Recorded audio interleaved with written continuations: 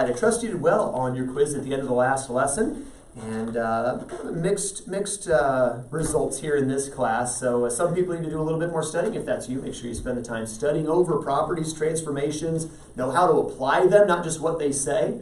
And so spend some time there. However, we are going to transition now. It's been a lot of algebra, hasn't it? And I'm sure there's been the thought in the back of your mind, because you're such deep thinkers. What does this have to do with geometry? What do proportions have to do with geometry? Well, now we're going to marry the algebra we've been reviewing with proportions with some geometric concepts and geometric properties in which proportions are present. So in your Theorems, Corollaries section, let's start applying some of these algebra truths of proportions to geometric figures. Theorem 53 in your notebooks. Theorem 53 in your notebooks says this. If a line is drawn through two sides of a triangle, if a line is drawn through two sides of a triangle, parallel to the third side, if a line is drawn through two sides of a triangle, parallel to the third side, then it divides the two sides proportionally. If a line is drawn through two sides of a triangle, parallel to the third side, then it divides the two sides proportionally. If a line is drawn through two sides of a triangle, parallel to the third side, then it divides the two sides proportionally. Now, if I were to go from midpoint to midpoint, I already know that would be parallel, right? That would be, class, my no-name line. Remember, parallel to the third side, half the third side.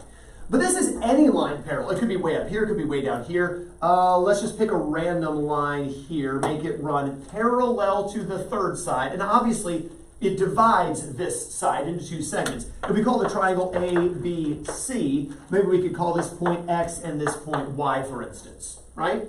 And so what we're trying to prove is, if you were to draw any line cutting through, so cutting at 2 points, obviously, cuts one, cuts the other, but parallel to the third side, that this side is divided proportionally. That is, that these two segments could be compared to each other. You could make a ratio with them. You could also make a ratio with these two sides. And the theorem is saying that this ratio has to equal that one. Does that make sense? That's what it means by divides the sides proportionally. Make any parallel. You could make it down here. Okay, then this segment is to the big one, as this little one is to that big one. And of course, if this were an isosceles triangle, that'd be super easy, because of course they'd be equal. But it's not necessarily isosceles. These pieces are not equal to each other, nor are these pieces equal to each other, but they would be proportional. Here's the idea behind this proof, if you will. We won't take time to put the formal proof in the notebook, but I did want to talk through it.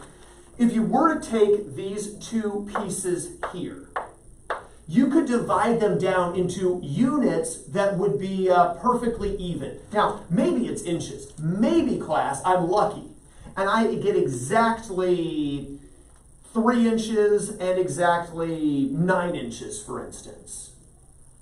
And I just do even inches. But what if it's like 3 1/4 inches and 8 7/16 inches? I can't divide that into even inches, but I could do 16ths of inches, right? Or maybe centimeters, right? There's got to be some unit, no matter how small, where I could divide them evenly into those units each. Well, let's just, since I don't know what the unit is, let's just say I divide into units that are this big. And we'll call the unit U. So here's U, here's U, here's U, here's U. Okay, and so obviously there's a certain number of U's. It looks like 4 of them on my paper, but that's just because that's where I chose to draw the line. I could have drawn the line anywhere, right? So I don't know how many of these little U's there are, Ethan. There could be any number of them. There could be N of these little U's. But I know if I were to multiply the number of units by the size of each one, that would give me the length of that bottom piece, correct? Well, then we could also divide this top segment into that same number of units. And again, predetermine that the unit would be just the right size. They could be evenly divided. But there probably aren't N of them this time, right? There might be some other number of them, maybe M of these little units U. And so we could say that AX would have to be equal to M times U, correct? Well, you realize that through every one of these little points of division, you could draw a little parallel through, right? And when you drew these parallels, they would end up cutting off little units over here, but they wouldn't necessarily be the same size, would they?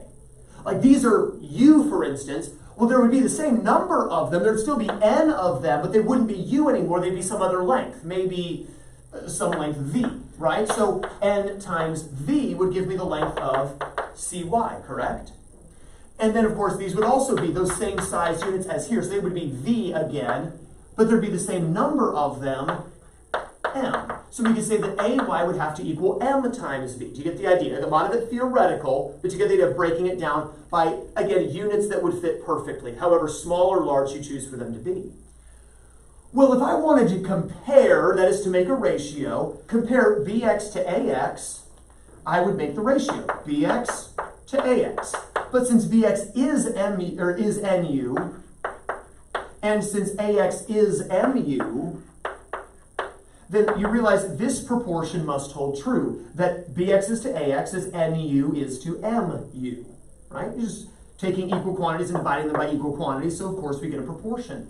We could do something similar over here. We could say that CY, this lower piece cut off by this XY line, CY is to AY as NV is to MV, because again, we're taking equal quantities and dividing them by equal quantities. Are you still following? But here's the deal. Remember we said with units and ratios, they must match, and they do. And when they do match, we can always cancel them away. Feet and feet, inches, inches, centimeters, centimeters.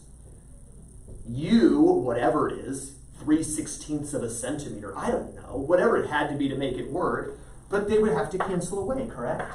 Which means that BX is to AX as N is to M, and CY is to AY as N is to M. These ratios are equal to simply the number of units in ratio. But that means that BX is to AX as N is to M, CY is to AY as N is to M. Both of these ratios are equal to the same ratio. And quantities equal to the same quantity are equal to each other, which means that BX is to AX as CY is to AY. Meaning, when I took this triangle, forget all the little extra little markings for a moment that were needed for the proof. When I drew this line, the lower segment is to the upper segment, as this lower segment is to the upper segment. That is that these two sides have been divided proportionally. And that's the gist of the proof here on Theorem 53. Questions on that? So again, it doesn't matter how you draw the line. You could have some really strange looking triangle here. I'll call it, let's see, it's really strange. So maybe like ETJ or something. It's really super strange. And we divide it, jet, it spells jet. Like some, yeah, exactly. Ethan's got his feelings hurt. All right, and we draw some line. We could even draw a line, for instance, right here, parallel to this side. And now it divides, we'll call these points MN. They divide these two sides. Segment is to this segment, as this segment is to that one. Any line drawn parallel to a third side divides the first two sides proportionally. Make sense? Corollary 53-1. Corollary 53-1. If a line is drawn through two sides of a triangle, parallel to the third side. In other words, it starts the same as the last one. If a line is drawn through two sides of a triangle, parallel to a third side, the third side,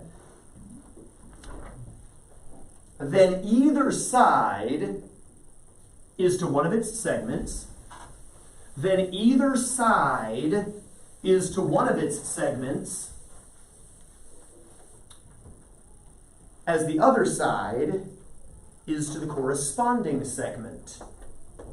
If a line is drawn through two sides of a triangle, parallel to the third side, then either side is to one of its segments, as the other side is to the corresponding segment.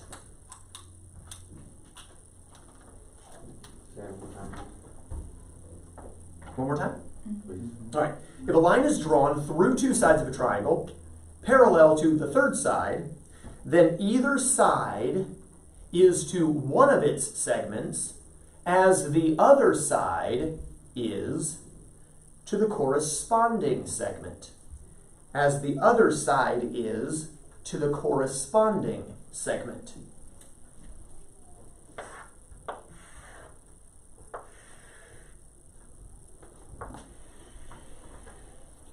Let's go back to our triangle ABC with the line XY. We just proved that the bottom segment is to the top segment, AX is to CX, as the bottom segment is to the top segment, BY is to CY, right? Bottom is to top as bottom is to top, right? This corollary says this, okay, not only that, but if you draw the same line again, then either side, AC for instance, is to one of its segments, let's just take AX, the little one, as the other side, BC, is to the corresponding segment. I went with the lower segment, I'll stay with the lower segment, BY. How would I prove that? Well, I've already proven this, right? The corollary is that which builds off the theorem, or is easily proven from the preceding theorem. How would I go from here to here? Well, consider for a moment, what I'm essentially trying to do is get AC instead of AX. And here I've got a CX. Well, AC is AX plus CX, right? The whole is equal to the sum of its parts. So if I used the addition transformation, I could keep the original antecedent AX, and I could add the antecedent and consequent AX plus CX, correct? Similarly, I could keep the original antecedent BY and add BY and CY together. Use the addition transformation. Well, AX plus CX is AC, BY plus CY is BC, and then by the inversion transformation, whole side is to segment as whole side is to corresponding segment. Same thing would have been true if I happened to want to show that the whole is to the top segment, as the whole side is to the top segment. Well, here I would have kept the original consequence and simply added antecedent and consequent to get AC, added antecedent and consequent to get BC. So by using the addition transformation, pretty easy proof. Any questions on that? This picture then has 1, 2, 3 different proportions that can go with it. I want you to turn over to class notes very quickly. We're going to put this in a new section of class notes. So start a new paper in your class notes section. And at the top of the paper, I want you to label pictures and proportions. Pictures and proportions. Because now that we've studied proportions, there are a whole lot of pictures, situations in geometry where proportions can apply. What you're going to have to be able to do is to see a picture and recognize which proportion or proportions go with that picture. So the first thing in pictures and proportions, go ahead and draw a triangle, draw a parallel, line parallel to one side, dot, dot, dot. Okay, line parallel to one side gives us 3 proportions. The first is that bottom is to top as bottom is to top. That is, that these two segments are in the same ratio as these two. Bottom is to top as bottom is to top. The next one is that the whole side is to the top segment as the whole side is to the top segment. Whole is to top as the other whole is to its top. And the final would be that the whole side is to the bottom segment as the whole side is to the bottom segment. Whole is to bottom as whole is to bottom. 3 proportions. Now, we're going to write it down in words because obviously letters are going to change. Sometimes you'll have triangle ABC, other times it'll be triangle ETJ, whatever, right? The triangle can differ depending on, lettering and such. So rather than memorize in letters, we'll memorize in words. Bottom is to top as bottom is to top. Whole is to top as whole is to top. Whole is to bottom as whole is to bottom. Make sense? Say those with me, class. Bottom is to top as bottom is to top. Whole is to top as whole is to top. Whole is to bottom as whole is to bottom. Again, bottom is to top as bottom is to top. Whole is to top as whole is to top. Whole is to bottom as whole is to bottom. We're going to practice with this here in just a few minutes. For now, we've got it in class notes. Back to Theorem's corollaries. Corollary 53-2. Corollary 53-2. This corollary is going to use what we just proved, but it's going to apply it in a slightly different sense. Corollary 53-2 says this: corresponding segments cut off on two transversals, corresponding segments cut off on two transversals by a series of parallel lines. Corresponding segments cut off on two transversals by a series of parallel lines are proportional. Corresponding segments cut off on two transversals by a series of parallel lines are proportional. And grammarians might struggle with that because you've got the subject of the sentence, segments, so far from its verb, are. Okay? You've got that participle right there, cut. It's describing the segments. It's not the action verb. I'm just throwing that out there for you. Anyway, but corresponding segments cut off on two transversals by a series of parallel lines are proportional. Here's the idea. I've got a bunch of parallel lines. Some are further apart. Some are closer together. Really doesn't matter. Just got a bunch of parallel lines. And I've got a couple of transversals. Maybe a transversal like that. Maybe a transversal like that. Now, if these were parallel transversals, then I would have segments cut off. Parallels between parallels are equal. These are not parallel. So this segment right here does not equal this segment. Agreed? In fact, you can kind of tell just by looking at it. This is considerably longer than that. Correct? But it is, however, this ratio is going to be the same as this ratio. Small, bigger. Is the same as this ratio. Small, bigger. Proportional segments. So what we're trying to show here is if I just call this segment A, this segment B, this segment C, let's call these X, Y, and Z.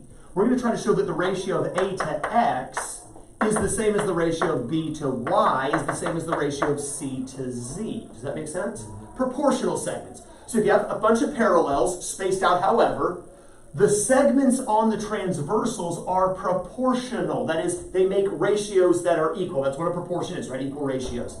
How would we prove this? Well, again, it's a corollary, right? A corollary builds on the preceding theorem, which is this.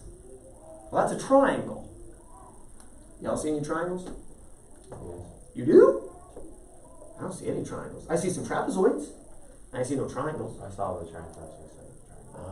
Y'all see any triangles? I don't see any triangles. I don't see it. But I could make a triangle. You realize if I were to draw that line right there, that would give me a triangle. And I'm going to call this little piece right here M. I'm going to call this piece right here N. Now, we've got a triangle right there. You see it? It's kind of upside down, okay? But if it's upside down, there's the base, there's the top, there's the parallel, right? So it is that picture inverted. And we know, class, that bottom is to top as bottom is to top, correct? So we know then that A is to B as M is to N. Agreed? But we also have this great big triangle, right? Where this is my base, there's my parallel. And we know that top is to bottom, if we were to invert, top is to bottom as top is to bottom, right? So I could say that top is to bottom as top is to bottom. Now what must be true then? A is to B as X is to Y, correct? Now AB equals XY, that's something very different, but A is to B as X is to Y, correct? Well, we could do something similar. If I were to connect these 2 points here, I now would make another triangle, wouldn't I? Maybe we could call this piece right here, I don't know, R, and we could call this little tiny piece right here S. So far, so good? I'm going to kind of have to ignore this line that consisted of M and N for a moment, though. So I'm going to go ahead and erase it just so it's not in our field of vision. Erasing it doesn't mess anything up, just takes it off the field of vision. So I want you to kind of look at this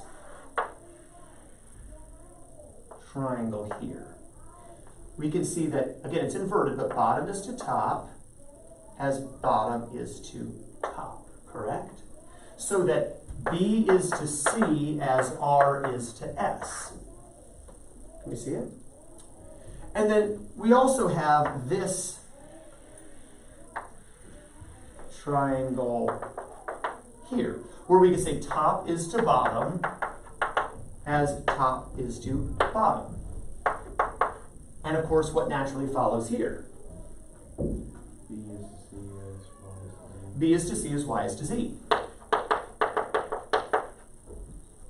Now, at this point, if I were to do a little bit of some alternation here, so I've got A is to B as X is to Y, I've got B is to C as Y is to Z. If I were to alternate the means, I would get A is to X as B is to Y. Similarly, if I were to alternate the means here, I'd get B is to Y as C is to Z.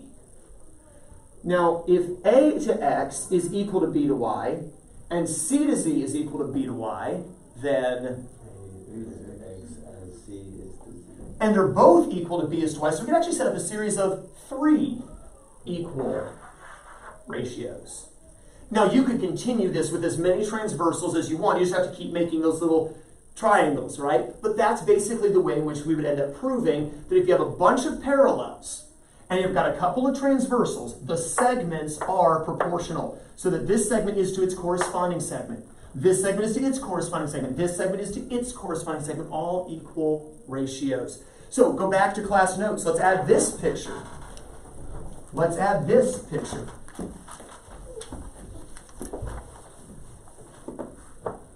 Draw, if you would, some parallel lines. Make some closer together, some further apart. And maybe make a couple of goofy looking transversals, maybe something like this. And let's label it with some letters. I'm going to go with the same letters I used a moment ago. A, B, C, X, Y, Z. You could use any letters you wanted though, obviously. And we know that in this picture, A is to X, the corresponding segment, as B is to Y, as C is to Z. And of course, we could have kept going had we seen fit. So corresponding segments are in proportion. This is a proportion that features 3 ratios instead of simply 2. You can only work with 2 at a time, though, so you would still have means in exchange depending on how you worked with the ratios. And we'll practice with that here in just a moment. Questions on the proofs of Theorem 53 and its corollaries, or questions on how we apply it before we actually do some practice? Questions at all? All right, let's practice then. So just some scratch paper now. Scratch paper, paper that doesn't necessarily need to go anywhere special. Please do not put this on the same page with pictures and proportions. I want that page to be set for just the pictures and proportions. Make it a good study page. If you have to navigate through a lot of examples and practice problems, it's going to make it hard to study. So as you get your paper out, just a scratch sheet of paper, blank sheet of paper, it's up to you. Let's go ahead and start by drawing a triangle. And let's go ahead and draw a line that runs parallel to the base. Now, you understand, I showed it before with ETJ, it doesn't have to be parallel to the base. The line can be parallel to any one of the 3 sides.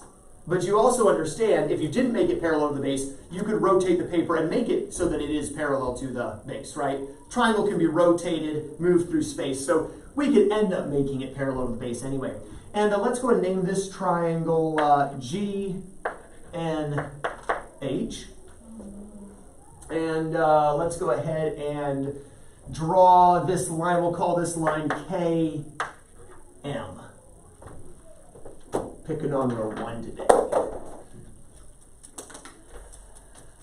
See how it feels. All right, so we are given, first of all, that KM is parallel to GN. If you don't know that, then you don't know anything, okay? You have to know that it's parallel. You can't just look parallel, you gotta be parallel. So if we know for sure that it's parallel, and let's suppose for a moment that I know that GK is, let's just say 6. Suppose I know that KH is, let's say, oh, I don't know, let's say 20. Suppose I know that HM is, let's say, 10, and we want to find the length of MN.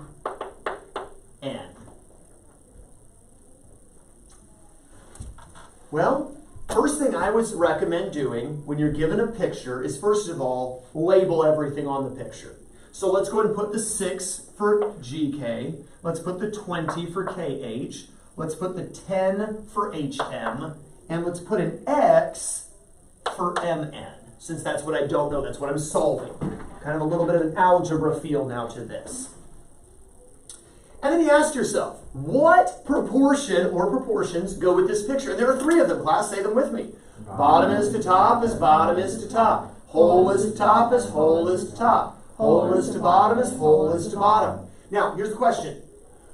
On the side with the X, there's 2 sides that are labeled. The side with the X, what do I have marked? Do I have a hole marked? Do I have a top marked? Do I have a bottom marked? It's marked with an X, but it's marked. So bottom and top are marked. Oh, well, if bottom and top are marked, guess what proportion I should probably pick? Bottom is to top is bottom is to top. And so we can say that bottom is to top as the other bottom segment, 6, is to its top segment, 20. Make sense? And you solve. You can probably do this in your head. How big is X? How big is segment MN? 3 units. 3 whatever the units are. Probably inches-ish. They look kind of, I was trying to go for like 6 inches, 20 inches, whatever. But there we go. Makes sense? Let's do another one. Let's now say, so scratch that information. That's old news. It's so 2 seconds ago. Let's change it up a little bit now. And let's suppose I know that MN is, let's say, 5 centimeters. I know that GK is 16 centimeters. Let's suppose I know that HN is 32 centimeters. And I want to find out how big is KH.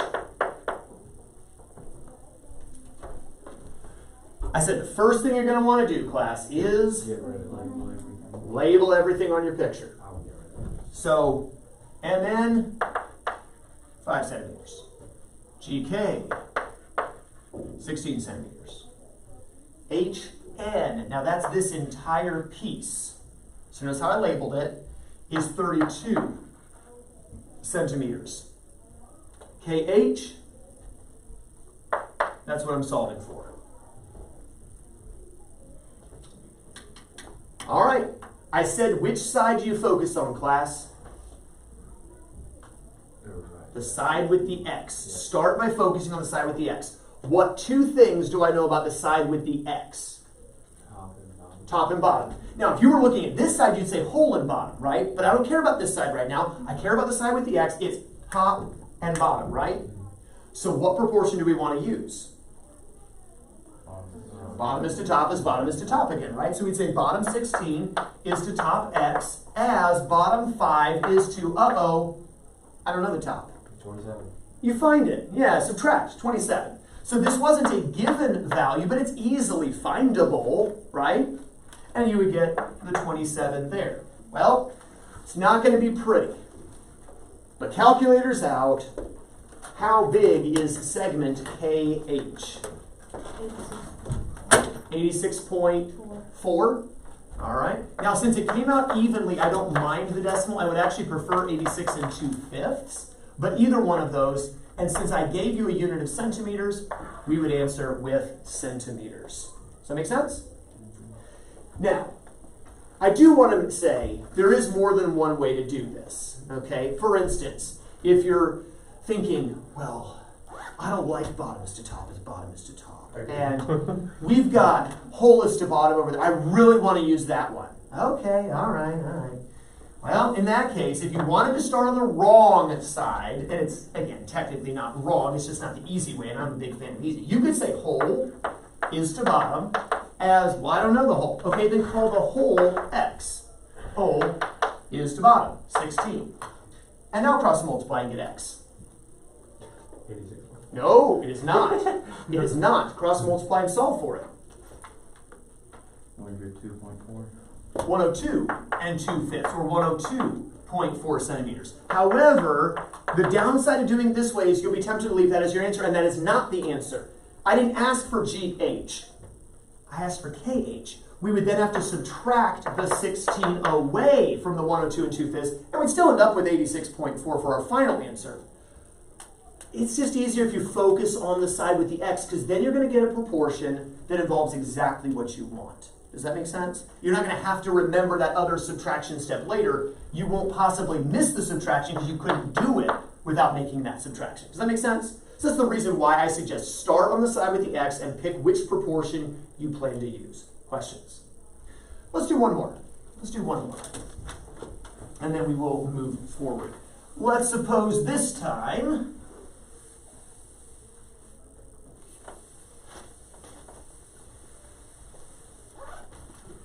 now, if I don't rewrite that it's parallel, we don't know anything. Okay, we can't do the problem if we don't know that Km is parallel to Gn. Okay, so that's kind of important. All right, so let's suppose I know that GH is, let's say 32 inches. And let's suppose we know that KH right here is, I don't know, let's just say it's 23 inches. And let's suppose that I know that Mn is 2 inches. And I want to know how big is Hn. So I know that GH is 32 inches, KH is 23 inches, Mn is 2 inches, and I want to know how big Hn is. Which side do we look at first, class? X. The side with the x. What two things do I know about the side with the x? Whole and bottom. Whole and bottoms. Guess what proportion I should use? Wholes, bottoms, wholes, bottoms. Wholes to bottoms, wholes to bottom. So whole x is to bottom 2, as whole 32 is to bottom 9. 9. And cross multiply and solve. Don't give me that repeating decimal, please. So don't do divided by. Don't do 64 divided by 9. Do 64 fraction 9. 7 and who? 7 and 1/9 inches. Again, if you use fraction bar instead of division, it'll take care of giving you the 7 and 1/9. Any questions, by the way, on how to do that? I feel like we should be good with fractions on the calculator by now, but does anyone have a question and need help with that? Yeah, I think so. You think you need help, or you think you've got it? Fraction 9. Okay, so fraction is right here. Okay. Fraction So is just 9. switch calculators. Yeah, and then you just hit equals, and it'll give it to you. All right, questions on this picture? Do you see how to work with it? All right, let's take a look at the other picture now, and that set of parallel lines. Yeah. So I'm giving you, first of all, that these lines are parallel. Okay, so we've got some parallels here. Go ahead and draw them with me. And they got some that are kind of, whatever. We've got some that are closer together and some are a little bit further apart. And I've got a couple of transversals here.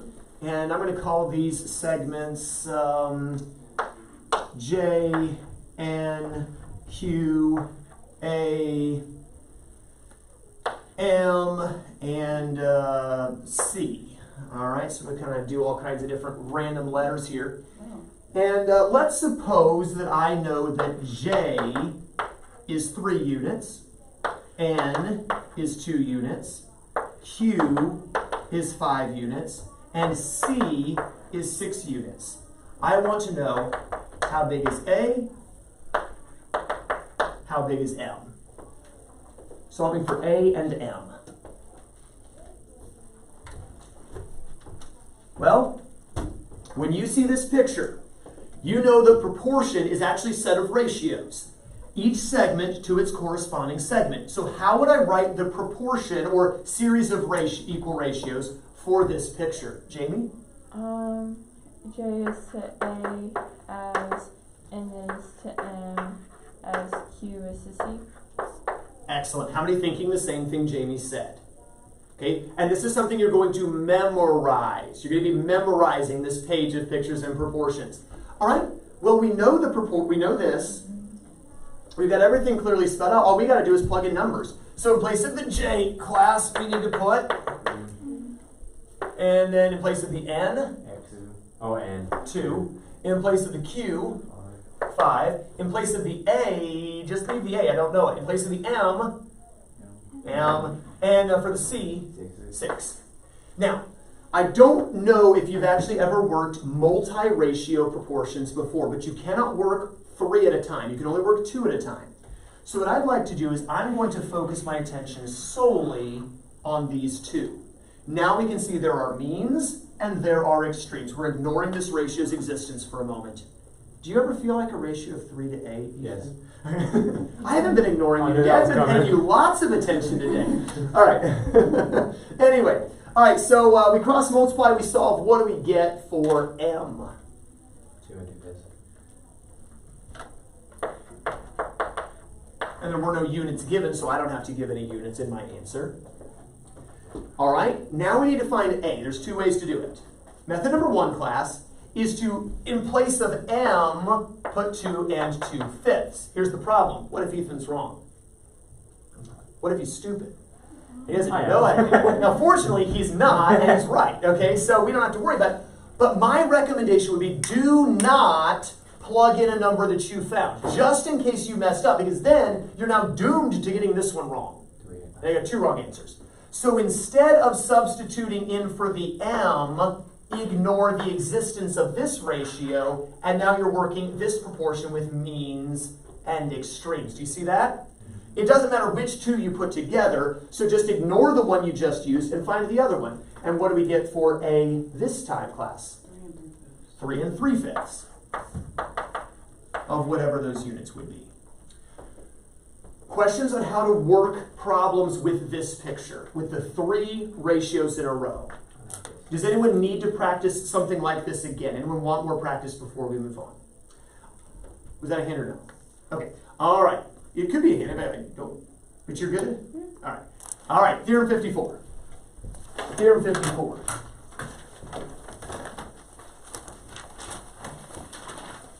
Theorem 54 is pretty much the converse of Theorem 53. Where in Theorem 53, class, we said that if this is parallel, then bottoms to top is bottoms to top, right? So the converse would be if bottoms to top is bottoms to top, then this must be parallel. Does that make sense? Here's how we're going to word it, though. For Theorem 54, if a line divides 2 sides of a triangle proportionally, if a line divides 2 sides of a triangle proportionally, if a line divides 2 sides of a triangle proportionally, then it is parallel to the 3rd side. If a line divides a triangle proportionally, excuse me, if a line divides 2 sides of a triangle proportionally, then it is parallel to the 3rd side. Let's call this triangle ABC, and let's draw a line here, DE. Let us say that we know that the 2 sides are divided proportionally so that bottom is to top as bottom is to top. We know this. This is what we are given. And we'd be asked to prove that if this is true, that DE must be parallel to AB. Does that make sense how this is the converse? Okay, well, here's a good approach to it. I mean, it sure makes sense to us it would be parallel, right? Well, let's assume it's not and show that that's ridiculous or impossible. If DE is not parallel, if we assume it's not, then that means from point D, some other line could be drawn that is parallel. Agreed? So we could, I guess, technically dotted line because this is an auxiliary line. But technically, we could draw some other line that would be parallel. Because through a point D, only one straight line may be drawn parallel to a given line. If DE ain't it, some other line's got to be, let's just say it's DF. Well then, if, in my assumption, this is now parallel, well, if I draw a line parallel, then we know that bottoms to top is bottoms to top, holes to bottoms, holes to bottom, holes to top, holes to top, right? Well, let's take for a moment that hole is to bottom as hole is to bottom. No, notice I said BF, because this is my parallel. The white one is parallel, the yellow one's not. Okay? At least we assumed it wasn't. Well, let's think for just a moment. Let's come back to what we were given. If AD is to DC as BE is to EC, then we could show that by the addition transformation, remember, I could add these together to get AC, I could add these together to get BC, and I could leave it over or under the original antecedents, AD and BE, correct? So I say that these two antecedents are to the sums, and of course I'd have to do whole equal sum of parts and all that if I were doing the proof, but as AC is to BC, and of course I could invert these to say that AC is to AD as BC is to BE. So based off the given, this must be true. Based off of my assumption, this must be true. Thoughts on those two proportions? Same. BF and BE. 3 terms of one proportion are equal respectively to 3 terms of another. Therefore, these fourth terms have to be equal. BE and BF must be equal to each other. Well, if 2 line segments are equal, that means by definition that their endpoints can be made to coincide. Well, we already know that B coincides with itself. It's the same point. So that means that the other endpoints must coincide. That means F must be on top of E, right? And if F and E coincide, then DF and DE have coinciding endpoints. Therefore, DF and DE must be the same line segment. So therefore, since we assumed DF was parallel, then DE must be parallel because it's the same line as DF.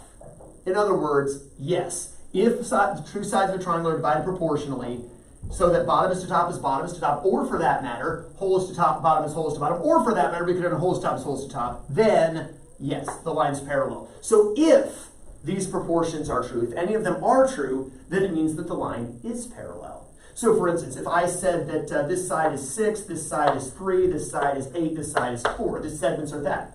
Okay, is 6 to 3 the same ratio as 8 to 4 class? Yeah, top is to bottom part in the the inversion transformation there. But since these are proportional, is this line then parallel? If these were the lengths, yeah, it'd have to be. But if I said that this piece right here was 10 and this piece here was 2, then would the line be parallel? No. No, in fact, it would look something more like this, wouldn't it? Right? So no, it would not be parallel. So you can answer yes or no, is the line parallel based on whether or not one of these proportions is true or not. If you know it's parallel, the proportions are true. If a proportion is true, then the line's parallel. And if the proportion's not true, not parallel. Questions on Theorem 54. All right, your homework for this evening is to practice with some of these.